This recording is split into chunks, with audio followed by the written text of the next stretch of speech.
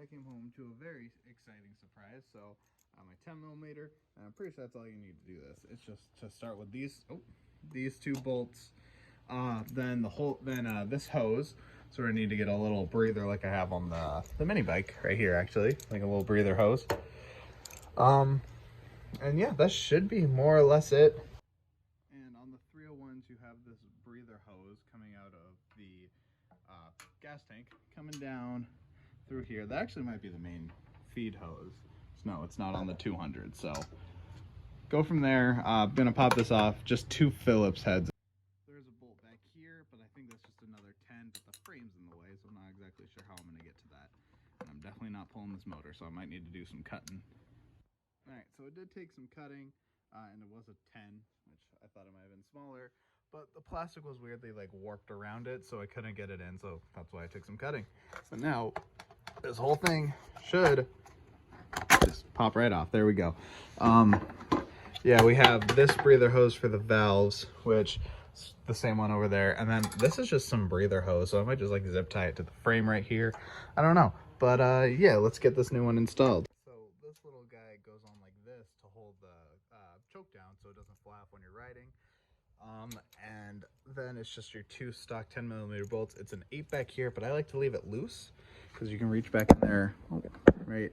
Oh, hoses.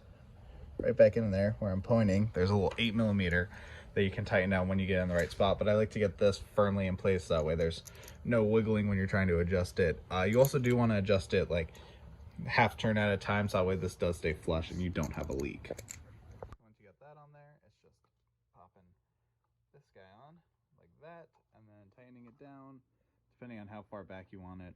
I like to kind of push it pretty far back, but also have it nice and flush with the blue adapter. Tighten that down and we'll start her, see if she makes any different sounds, like we get some cool intake noises. All right, now she is fully on there. I still do need to get a breather for this and figure something out for that. Probably another breather because the blaster has one also just kind of going out and down, so I'll probably just zip tie it to the frame, call her a day. But let's get her started. Make sure kill switch is on. We'll turn the choke on and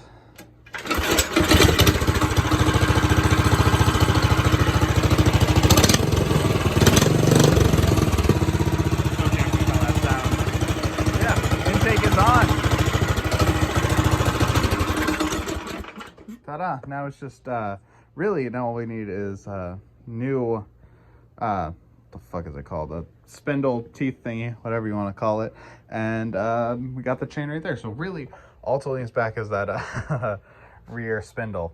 I'm blanking on the name. Yeah, that's it for today, and that's how to install an aftermarket intake on a Predator. Peace.